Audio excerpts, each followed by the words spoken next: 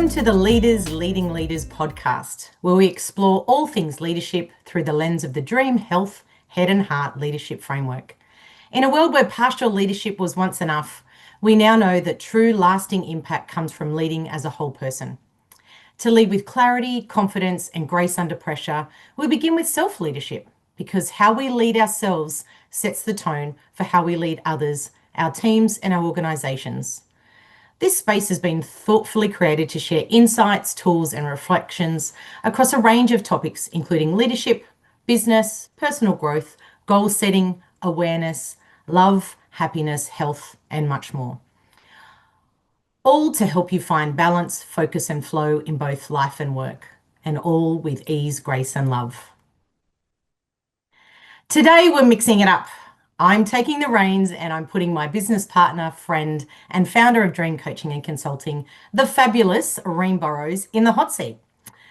Now, Reem is usually the one steering the conversation, asking the big questions, and guiding our guests through the magic of this podcast. But today, I'm flipping the script and I'm asking her to dig into a blog she recently wrote that's been getting a lot of attention, and for very good reason. It's called One Small Change That Could Transform Your Entire Life: Strategy and Paradigm Shifting. And honestly, it's not just a great read, it's one of those pieces that makes you stop, think, and go, right, I can actually do something about this. We're going to unpack it together, and not just the ideas in the blog, but how we can all put them into action in our own lives and businesses. So grab a coffee, keep your pen handy, and get ready to walk away with at least one thing you can start doing today that will make a real difference. All right, Reem, since I've officially stolen the host chair today, I think it's only fair we start at the very beginning. Are you feeling good about it? I am. I'm really loving this, and I'm going to lap it up. I know you are, because behind the scenes, just for the record, behind the scenes, she's always talking anyway. Yes. So that's like a little fact, fun fact. I'm taking over. That's it. No. Look, this blog has clearly struck a real chord with a lot of people. And I know, Reem, there is always a story or a spark behind something that you've written. So let's start there. I want to know, what inspired you to write this blog? Yeah, that's a very good question. And you do know me very, very well. And you know that every time, Gloria, I've written something, I've gone through some kind of a story, there's something behind it, and I think about it quite a bit and reflect, and then all of a sudden I come out with this blog, and this one's a little bit longer than usual. But for me, as you know, I mean, the last 2 years, if we want to get serious, the last 2 years has been an absolute roller coaster. We've seen so many changes. And for me personally, with what's happening with the geopolitical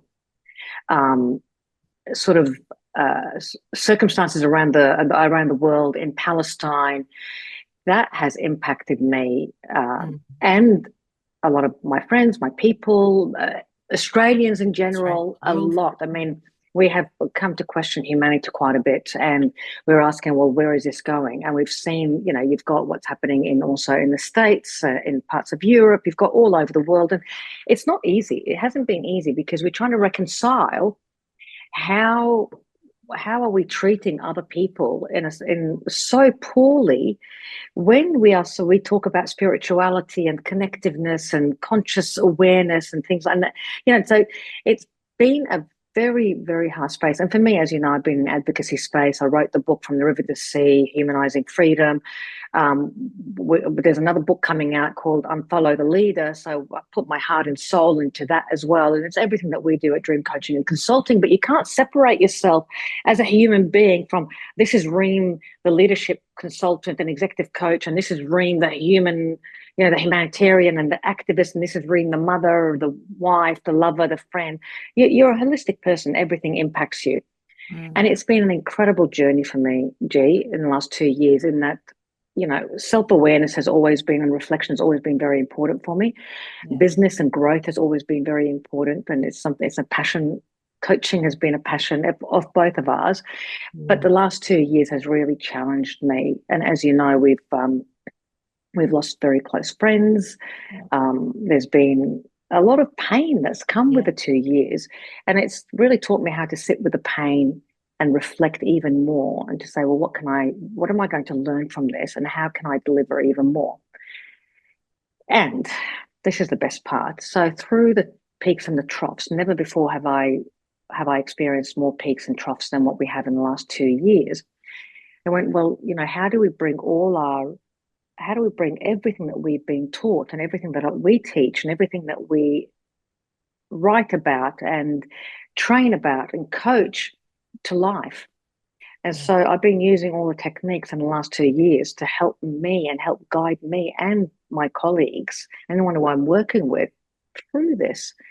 And we've never seen bigger polar opposites than what we're seeing now. Like the contrast is huge. Where the light is, there's a lot of light, but there's a lot of darkness too. Mm. And so you have to sit with the pain, you have to reflect. But even through, this is the biggest learning for me, Gloria, is that even through the darkest of times, there is a way through it that you can channel it all. And, people talk about manifestation and creation. It's not woo-woo.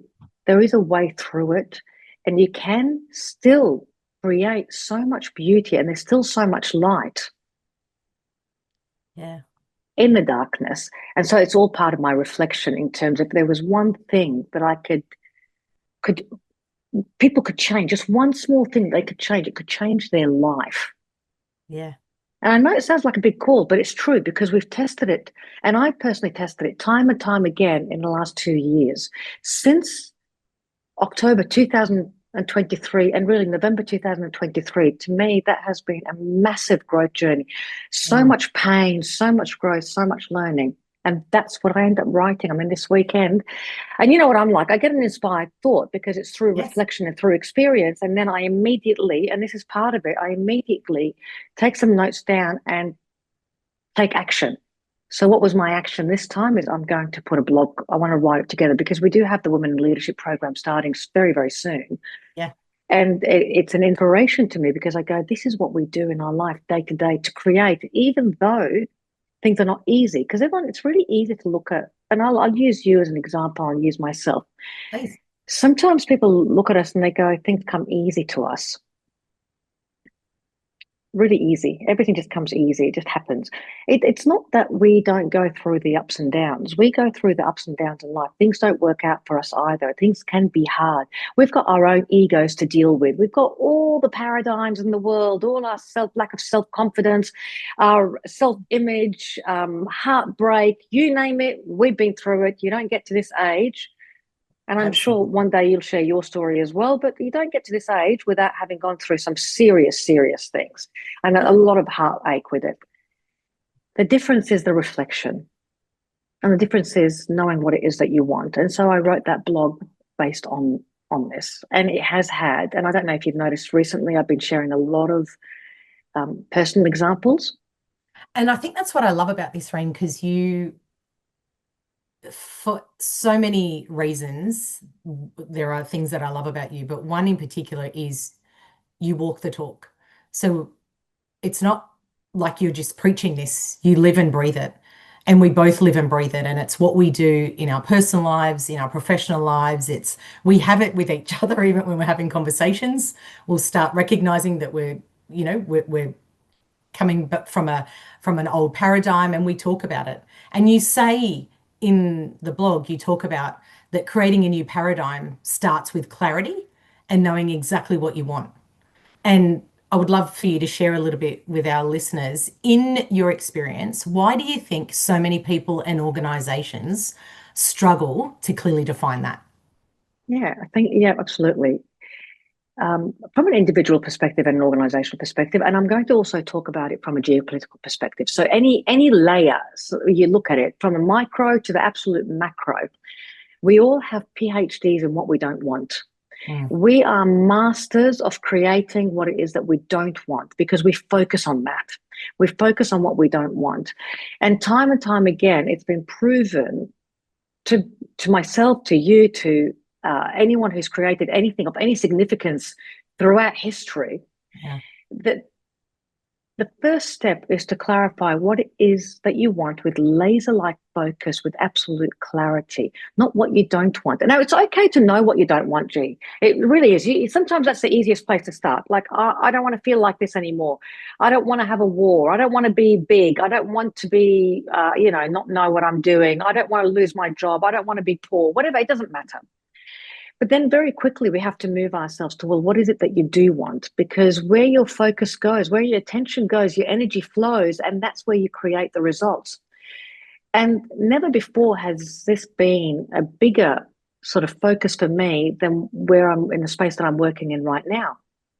Because people are focusing on what they don't want. They're focusing on all the negativity. They're focusing on what is, and just creating more of it. And we find it in organizations, in small businesses, in our personal lives. We keep creating the same thing over and over and over. And that's just simply called that we keep focusing on the same paradigm and trying to fix the same paradigm. And we don't fix paradigms, we just create new ones based on what it is that you want. Trick is, you have to know what you want. You have to know it. And I'll give you another, like if we just do a simple example. Yeah.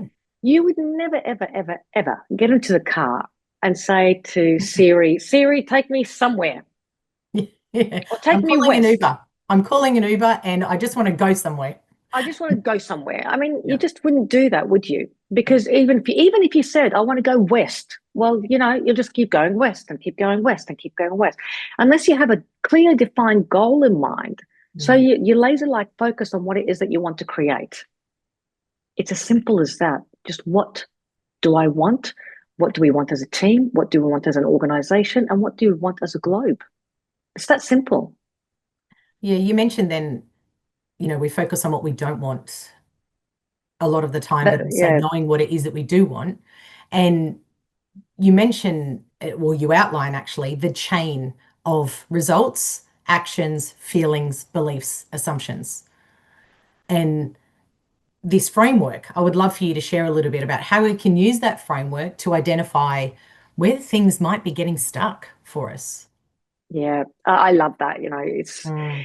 for me every time that if you're getting results that you like, great, keep doing what you're doing. But you can understand it a little bit more if you go back to, well, what results do you like? What actions did I take? What feelings was I having at the time? What beliefs did I have? And what assumptions did I make behind the belief? And you can understand why you're getting the results that you're getting because it's a good paradigm there. It's a good assumption. It's the right assumption. But if there are results that you're not enjoying, like let me use an example. You've got a business and while you've got great customers, you're not making the same amount of revenue or the amount of revenue that you want to make, right? Money is always a thing. Or it could be in love even. You're not getting the results that you want in love, whatever it may be. I would always, always go back to, well, what are the results that I'm not enjoying? Understand what actions did I take? How was I feeling at the time? What were my beliefs? And here's the biggest one. What assumptions did I make behind the belief? And that's critical. One thing that I have noticed also, and it's become more obvious, not that we didn't know this 2 years ago, but it's become Yeah, even more obvious because the contrast is so much bigger now, is that we talk in absolutes. we do. It's either black or white. Black, you're either good or bad. You're on this side, you're on that side. So that means we've made assumptions based on black and white. Yet here's the science behind it. If we have 400 billion bits of information coming at us in any 1 second, and we're only seeing 2,000 bits of information, you're probably sick of me saying this, but it's true. It's a truth. 2,000 bits of information, which means that we're only seeing a minutia of the things that are possible to us in any situation. Yeah. How can you make assumptions that are absolutely black or white? Why not make an assumption through questions? What am I not seeing? What if I'm wrong? What do I want to believe? How can I do this differently? So make different assumptions because a belief is nothing more than something you've said to yourself enough times that it becomes a paradigm. It becomes a belief. Well, if we're only seeing 2,000 bits of information, how are we all speaking in absolutes? So you Yeah, go what are we missing? backwards, this whole self-auditing, you know how we talk about self-auditing, morning, afternoon, night, constantly keep auditing ourselves. It's something that we practice every day. Going, okay, what are we not seeing? What do we need to do differently? How can I do this differently? What do I want? And then I ask myself, how am I thinking? So, what assumption is behind my belief? What is the thought process that's driving my feelings? Because feelings are only driven by thought process, and we only take action from feelings. We're not that smart, by the way. Just take actions from feelings, and then we get the results that we want. So Mhm. that is the chain that I talk about, and all you need to do is just audit it. Because these are habits that we then start to take into our everyday life. So, in a lot of the work we do, we obviously talk a lot about habits and how 96 to 98% of what we do each day is habitual. And in the blog, you mention replacing just one habit at a time. Why is that? Why not choose a couple of habits to change? Yep, that's true. Very good. Very good question. Very, very good question. People want to do huge things, such tiny ways, like even to the point of we just don't do it because we're focusing on too much. So our equation is why don't we do the small things in massive ways? Like get the tiny things, do it in massive ways, build momentum so you can see results and feel results as if we're taking quantum leaps. Mm. So everyone just wants to change everything immediately. It's not how our mind works. I mean, if you have a look at the brain, it's really built on three different levels. You've got the creative brain, which is the youngest part of the brain. That's the first part of the brain, the prefrontal cortex, that shuts down during times of stress. Well, have a look around us. Everyone's so stressed out that Mm. it's the reptilian brain or the mammalian brain that takes over, which is very prehistoric, and that's all about survival mechanism. So if we're constantly in survival mode, okay, if we're constantly in survival mode, the ego starts to take over because the ego is simply there. It's not the ego is not a bad thing, by the way. It was created to give us individuality, and it was created to save us. It's a Yeah, it's a protect it's us. a survival mechanism. Mm.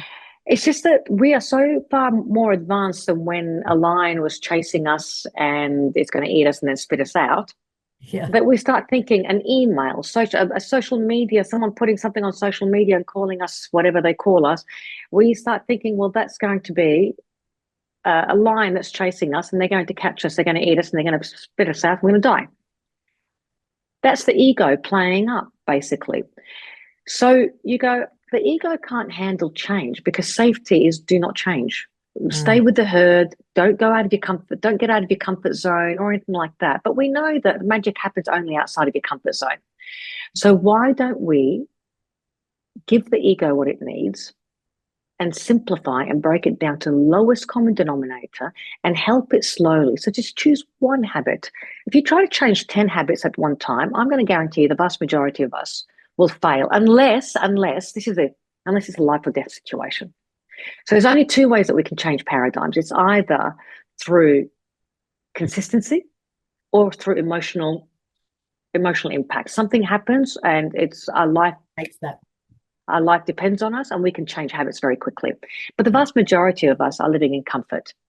So our ego is going to play up, fear is going to come out. We're going to give ourselves excuses as to why we've got 60 to 90,000 thoughts per day. Or you don't get all the thoughts per day as to why you shouldn't do something because ego fears change and it's not safety. Yeah. So this is how we work with executive coaching, with any sort of coaching that we do. We always focus on the one thing. Like for example, I was working with a CEO, a very Yeah. successful CEO who wanted to get healthy. So the first thing we started on after asking her certain questions is I worked out that she doesn't drink anywhere near enough water anyway. And Mm. we know that to lose, if you want to release, we don't lose weight, but we release the weight. If you want to release the weight, one of the best things that you can do is start to drink lots of water and get Yeah. enough sleep. So for the first week, that's all we did. Just change the habit around drinking water. Then the second week, we started focusing on doing. I said, if you like, she enjoys cooking and she cooks every night in the kitchen. I went, do you have a kitchen bench? Just do, you know, 10 3 by 10 push-ups on the kitchen bench and do some squats. That was it for the second week. So we did one small thing at a time. So it Yeah. didn't feel like it was hard and it overrode the ego. This is great because, quite often we identify that a habit isn't serving us. So we think we'll just remove it or we'll stop doing it. But then we simply replace it with another bad habit. And, just as what you were saying there when you're working with that CEO, how do we avoid that? How do we avoid, Oh, I love that one. replacing this bad habit that we've identified isn't serving us, how do we then create a positive habit that actually sticks? Yeah, yeah, that's a very good question. And Mm, I'm going to use an example that I used recently, like for myself. The first step is you really have to always be consciously aware of mm, everything that you want to change. I mean, that's the first thing. And ask yourself, what is my goal? The clarity. Have a look at what's not serving you and say, well, what's the one habit that I want to change? For me, I always, as you know, test myself out because I want to know that I can do this because it's not just talk. And I've always had a bit of a sweet tooth, always. Cadbury chocolate, by the way, just for anyone that wants to know if there's any Christmas presents coming along. Cadbury chocolate is my all-time favorite. Recently, it's that Dubai chocolate, you oh, know, that puts Dubai chocolate. pistachios in that. Mm. Oh boy, oh boy. And I do have a sweet tooth. We're giving away a lot. Anyway, Guess what you're going to um, get in the mail? so when yes, exactly. So what is how that right now for me, I want to test myself and to cut all processed sugars out, not fruit and natural sugars, just all processed sugar, starting with chocolate. And I went, okay, now I know if I want to get rid of this bad habit, and so everyone knows I can eat a whole packet of Tim Tam in one sitting. There's no such thing as for me. I'm an all or nothing sort of person. I either eat the whole packet. I'm not the sort of person that goes in and goes, I'm just going to have one Tim Tam. No, Platinum. no, no. It's let's go. Like, so I mean, I'm really going to work on that particular habit, and I want to eliminate processed sugar. But I know that if you want to change a habit and you remove a bad habit, then you're going to create a void. And unless you consciously replace it with a good habit, you're just going to create another negative habit or Mm, bad habit because unconsciously your mind has to. So subconsciously, your mind has to fill in the void. So I went, okay, so what's one thing that I can do that's going to consciously replace this habit? yeah. And so what did I go out and buy? And this is for me, and I love it, and I've always got it next to me. These little things. So I have to work for my food now, right?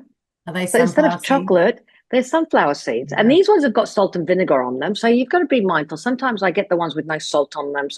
But they're literally, you have to crack them. And the reason why I have sunflower seeds is because they're easy on the teeth. So some seeds, like if you get the hard watermelon seeds or the pumpkin seeds, they can have an impact on your teeth. I've spoke to my dentist, by the way. Always The things researching, I do, Reem. always, Always always. researching. Always researching. So I go, okay, I'm going to replace it with seeds. First of all, when you're cracking them and you have to work for your food, you're not eating a lot of them. But two, it's such a good habit that it's replaced them. I'm happy to say I'm 7 weeks without processed sugar in my diet. And That it is did good. happen overnight, but that's the only thing that I changed. Now, I don't know if you want another example from No, one of look, our there is, clients. there are some great examples, common examples like smoking, for example. We, I love that you use that as one of the ways. The sugar is another great example. But when we think about creating a new paradigm, which is what we're doing, we're replacing an old habit that's not serving us, a paradigm of ours that's, there, wherever it stems from. Whether we're an individual or with an organization, we do this a lot within Dream Coaching and Consulting, and we begin our work starting with strategy, right? And we quite often find that people confuse strategy and tactics. And what I love about what you wrote in the blog specifically was you draw a really clear line between strategy and tactics. Please share, because this happens a lot. Why is it so important to understand the difference between the two? And how does that clarity influence the results we get Yeah, look, it's as you said, it's something that we encounter all the quite a time? bit, Mm, quite a bit, and it always takes conscious awareness. And so the difference between strategy versus tactics and why is one needed and how do you make the other work? They are related. Obviously, they're like this. They're hand in hand. You can't have one without the other. Strategy is really the big picture. It's the clarity on what it is that you want. Now, you can do strategy for yourself as an individual. You can do it for a company of two. You can do it for an organization of 7,550. You can do it for an organization of 200,000. Doesn't matter. Strategy is the big picture. So you always start with, what is my purpose? What is the mission or the goal? What is the vision? Then you go to values. How am I going to lead on my way? Once you have that clear defined goal of what you want to create from the end in mind. That's why we use a theory of change framework, because it's always from the end in mind. Once you create that, you start to ask yourself, so how are we going to live by our values? And this is really important. And over the last 2 years, it's been cemented more and more for me in terms of the impact of values and the importance of values within organizations and within our personal lives as well. What values am I going to live by if my goal and my mission is here and my vision is here and I know what my purpose is? What values am I going to live by as it takes me there, as I go? Because that's how you make decisions. So, for example, you can make decisions based on, you could get a client tomorrow who is willing to pay $100,000, but you know that they don't mesh with your values, and there's something they support. Let's just say, for example, and this is just one example, they support animal cruelty, and part of your values is not to take part in any of that, right? Or it's against humanity. Like, for example, someone who's supporting a genocide, an organization that's supporting a genocide. You can choose not to work with them. You can choose to go to other places because it doesn't align with your values. Yep. Now, that's the strategy part. It takes a lot of work and it does take thinking. But then what happens with most strategies is that they end up going under the bed collecting dust. And that's where tactics comes into it. Tactics is your operating rhythm. It's your priorities. What actions are you going to take that are going to lead you towards your strategy? Yeah. Now, if strategy is not there, if you don't know what you want, how are you going to know what actions to take? People are great with the doing part, but you know that we go into organizations and we go into people's lives from a coaching perspective, and between 20 to 40% of things that they're doing is absolutely non-productive because they don't know what they want. So that's a strategy. But once you have that, we have to actually align our actions, the tactics, with our strategy. Yeah. And I'm trying to simplify it to the lowest common denominator. And without one, you can't have the other, but they're both imperative, but you can't mix the two. And so the tactics, so this is what it means. Okay. Your goal never doesn't change. You said that's why they do a 5-year plan. It's the tactics that can change. It's the plan that can change, not the goal. So most people try things. I didn't work. I'm just going to give it up and I don't want this goal anymore. No. It's the tactics that change, not the goal itself.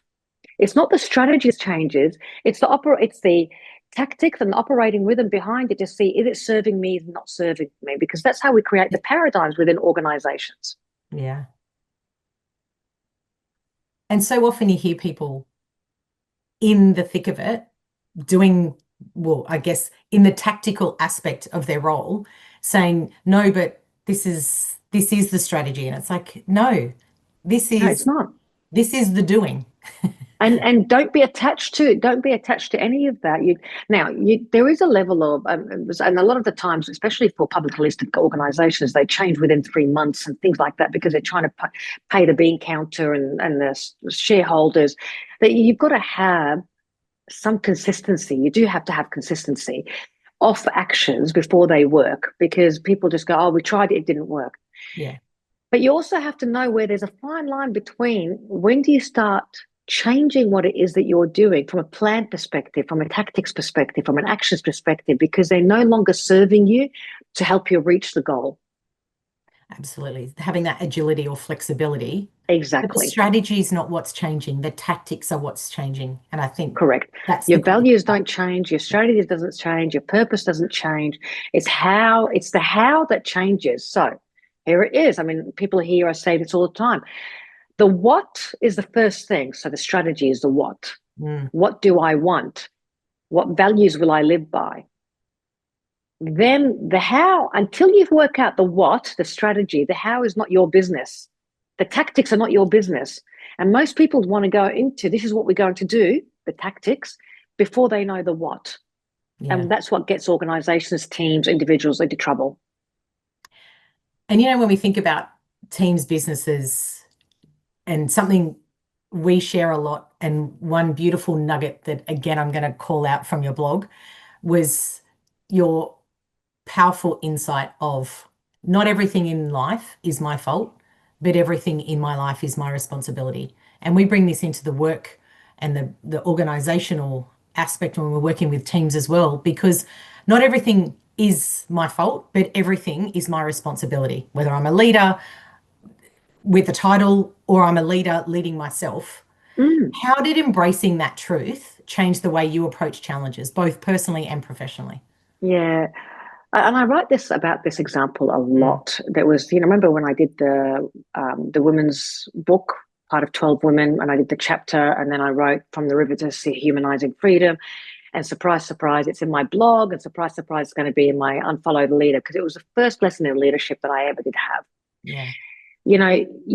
We have to remember you cannot be the victim and the hero at the same time in your story. You have to choose one or the other.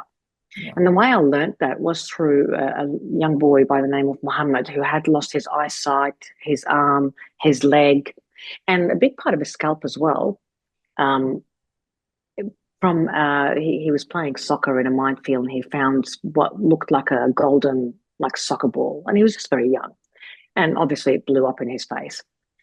And by the time I would go to school in Nazareth with my mum, and because she was the education officer for all the Palestinian kids with special education needs, like visually impaired, and for all Mm, Palestinians visually impaired back home. This is back in the old country. And I went, Mum, how does he do this? Because he used to play soccer exceptionally well. He was a top student. He played basketball like a pro. And played the durbaki as well, which is the yeah. traditional drums. And Yeah. he went on to write a book of poetry. He went on to finish his psychology degree. I went, how does he do this? And that's when she said to me, always come from a position of strength and not from a position of weakness. So no matter what happens to you in life, you have a choice. You don't allow adversity to define you. Well, you do. You've got to choose how it defines you. Either you're the victim or you're the hero. But what does that mean? It also means for us, we need to be kind to ourselves, because what it means is that we have to recognize that no, stuff happens in our life. It's not all our fault. Not everything is your fault. So if you're the sort of person that blames everything on yourself, please be kinder to yourself. But everything is your responsibility. Once it happens, it doesn't matter where it comes from. We watch people blaming quite a bit. And look, we can do it ourselves. I just say, look, we all have a tendency to do it, but it's just how quickly are you going to be in the pity party for? And when do you want to come out of it? So Yeah. it's identify it really quickly, take full responsibility for everything. You can't keep blaming everyone else. And once you do that, that's a trick to life. Everything just sort of becomes a lot calmer because everything's in my control. It's not my fault, but it is my responsibility. What's my next step? And I think a lot of that comes back to that stillness and reflection that you constantly have, right? And we talk about it, you talk about it, both, from a blog perspective, we've talked about it in previous podcasts. It's something that we live and breathe. And that power of stillness and reflection and in spotting opportunities for change. How can we, as busy professionals, busy mums, parents, business owners, build that space in our day without feeling like we're losing momentum or we're being unproductive? Because sometimes we can start to feel like it's selfish for us to take that time to have stillness or to have that reflection. So, Yeah, how? it's very good. Mm, Um, for me, that my biggest learning over the last 2 years, and I always reflect back on past experiences, but the last 2 years has been quite chaotic. I mean, if you have a look at what's happening in the media, if you have a look at elections, if you have a look at what's happening in the States, what's happening in Gaza, the genocide, what's happening in Ukraine, Russia, what happened in Iran, Lebanon, Syria, there's a lot of chaos. yeah. Organizations have got a lot of chaos too as a result of it. I mean, even if you're not, even if you think you're not impacted by geopolitical challenges, you are impacted because it impacts the supply chain. It impacts the stock market. It impacts decisions from global markets. It really does. We're all impacted by it. Whether you realize it or not is another question. So then you ask yourself, okay, how am I going to lead through chaos? Because that's what's happening right now. It's through chaos. And change is inevitable and it's not going to get any easier. Do we want to be part of the chaos or do we want to remove ourselves? And I remind myself always, because I had the privilege of living with my family in Darwin for 5 years when we first immigrated to Australia. Mm. And Darwin is renowned for its cyclones. And my first ever cyclone, they all have still houses at the time. We had a still house, and then downstairs you had the cyclone room. But Yeah. when there's a cyclone, you go in and you Protect go in yourself. and take protection. And there was like a window at the top. And I remember looking outside during one of these cyclones when we were in there, and everything was just so peaceful. And I'm going, what are these people on about? And I went, Mum, I was only 14, 15 at the time. I just looked at my mum. I went, there's nothing happening outside. I've never been in a cyclone before in my life. And I went, there's nothing happening. We can go back out again. And she said to me, Reem, you're in the eye of the cyclone. We're in the eye of the cyclone right now. That's where it's most peaceful. Yeah. So the eye of the cyclone is roughly between 35 to 60 Ks in terms of circumference. Yeah. Um, and it is very peaceful. So for me, from that point on, and the last 2 years, I kept asking myself, even though there is a lot of chaos, how do I keep myself in the eye of the cyclone, regardless to what's happening around me? And this is for everyone. I mean, we all go through things. It's whether you go through a divorce, a heartbreak, whether it's you lose your job, whether it's, work, a problem with work, money. It doesn't matter. Health doesn't matter. It's things are going to happen. How do you keep yourself in the eye of the storm, of that cyclone? And there's only one way of doing that, and that is through stillness. Stillness speaks, and it is through reflection. So you have to stop. The reason why most of us don't stop is we haven't given value to thinking. We put doing over thinking. We think that being busy, how people go, I'm so busy being busy. It is when you hear yourself saying, I'm so busy, and you tell people how busy you are, and then you tell yourself how busy you are, and you go, I'm busy doing this, busy, busy, busy, busy, busy, busy, busy, busy, busy. I don't use that word anymore. No, me either.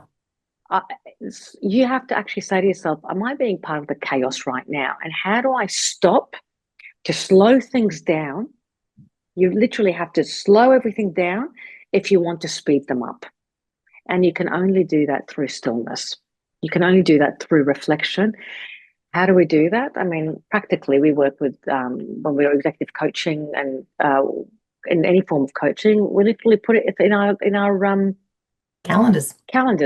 We go, Yeah. right, for me, the first 1.5 hours of the day, I've got my phone on Do Not Disturb, and the last 1.5 hours in the day on Do Not Disturb. If I'm really needing, I know I need to be disciplined, I'll put it on airplane mode, so I have no access to over anything. Yeah. And that's when you go into the writing, into thinking, into meditating, into just being. We are called human beings for a reason. Mm-hmm.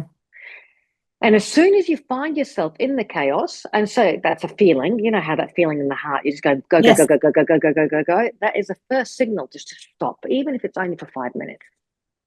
Yeah, that pausing and creating the space for you to actually be able to think. And it's Yep. so true, Reem. If you don't put it in your calendar, just like anything else, but you have to have the discipline. Just like you have to have the discipline when we're creating a new habit, you have to have that discipline once it's in there that you don't allow someone else to take that time away from you. And if that means that you Yep. have to do it first thing in the morning or later in the evening so that you know you won't allow somebody else to take that space, it's putting the value on your own well-being. Absolutely. So I've got it in the morning and the evening, and I've got a 20-minute slot every day in my calendar. Yep. The thing with discipline is also people think that discipline is hard. We remove those words. So for me, discipline is nothing more than giving yourself a command and doing it. Now, nowhere in that sentence, give yourself a command and do it, does it say, do it well. It doesn't say do it perfectly. It doesn't say you have to be the best at it. It doesn't say any of that. It's just you give yourself a command I'm going to have 20 minutes of stillness, thinking time, and I'm going to do it. Yep. That is a secret to discipline.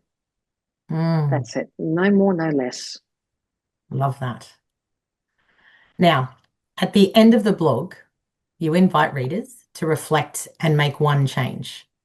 Okay, so if someone listening wants to start today, what's the simplest and most powerful first step they can take? Yeah. First of all, have a look at your results. Let's just go high level. Just have a look at results. What don't you like? Yeah, we all know what we don't like. I would say list everything that you don't, all the results that you're not liking in your life.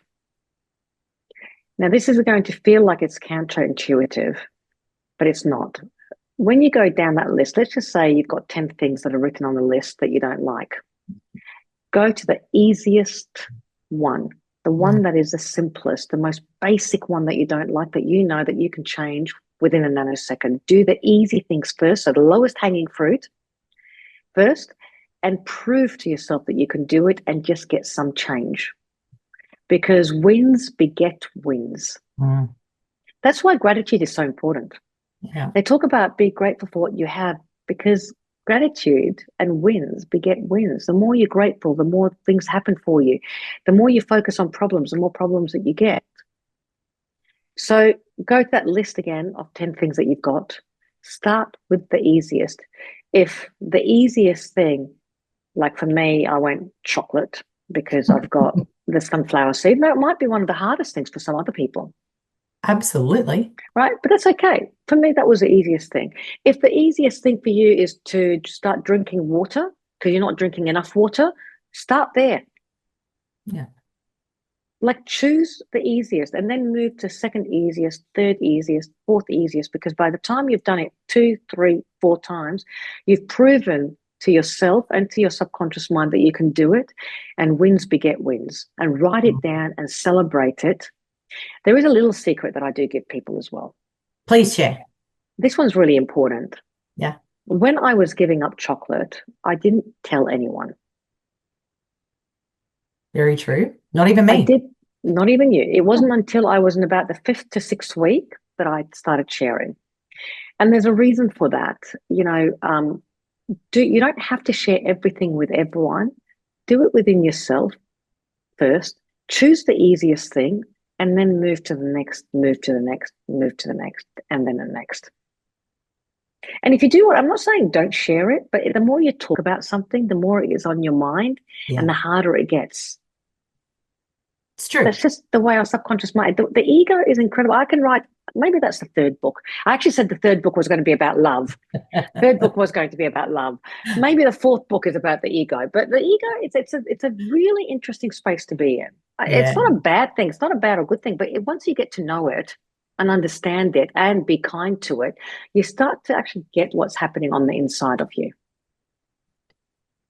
So, Reem, I know I've taken over the chair today and left you in the hot seat for a change, but I want to ask you, is there one last thing or anything else that you would like to share with our listeners before we go? This blog, I would highly recommend, because I wrote that in an inspired moment. Okay, and I'd gone for a 10K walk and I had to stop for just a second to write some notes down. And I promised myself that as soon as I finished the 10K walk, I'd come home and I'd write it.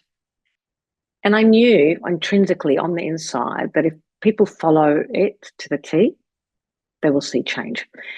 But if you print it out or if you save it or anything like that and you read it once and then you put it away and you go, yeah, I know, I can guarantee you nothing's going to happen. I would dissect it and really reflect on it. Just give yourself an opportunity to go step by step and reflect on it. If you can do it on your own, please share it with as many people as possible, because it's a beautiful way of creating the life that you want.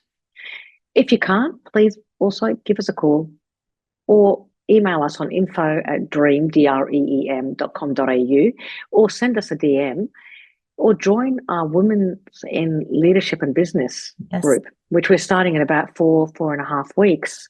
Might be less by the time this airs. But Just join, come and join. Give yourself a go. It is going to be amazing. We can even tailor things for yourself, for your organization, for your teams, from strategy to behavioral sort of preferences. We can help in any single way. You don't have to do it at all. The only thing that you have to do is decide that you want to do it. That is it. Absolutely. Reem, I just want to say a huge thank you for sharing the inspiration behind this blog, and for always being so generous with your inner reflections and thoughts. You know, what you share isn't just words on a page or ideas in a conversation. It really is a chance for us as readers and as listeners to have the ability to be able to pause, reflect, and actually learn and grow from what you share. And your openness creates that space for change. And that truly is a gift for everyone who takes the time to listen and to put these these ideas, sorry, into action. So thank you, Reem. We really, really appreciate it, and look forward to interviewing you more often. Yeah, so do I. And you did an amazing job, actually. Thank you so much. The other thing is also please like, share, and subscribe to this channel too. And one last thing with that, I'm really, really looking forward to our next interview, which is going to be with you, Gloria, on the insights discovery piece. Yeah. I think that's going to be a really, really important one because it is all about what happens above the surface. So we go beyond the surface, beyond insights, and then what happens with insights and the perception and how, and communication, the whole piece, which you're a master at. And I'm really looking Oh, forward to I that. love it. Thank you so much for having me today. I really Thank you. appreciate it. It's been a wonderful experience being on the other side. It's been fun for me too. Thank you. So, if you enjoyed today's episode, don't forget to subscribe and share. You can stay connected with us via our socials and our website, dream.com.au. Reem's second book, as you heard in the podcast, Unfollow the Leader, is coming soon, and we will keep you posted about that, as well as some other exciting things we want to share around the Dreams framework that's actually a part of that book. And our Women in Business and Leadership course starts on the 11th of September. If you want to know more and to register, please go to our website, dream.com.au, or email us directly at info@dream.com.au, and we'll get back to you with the links and information.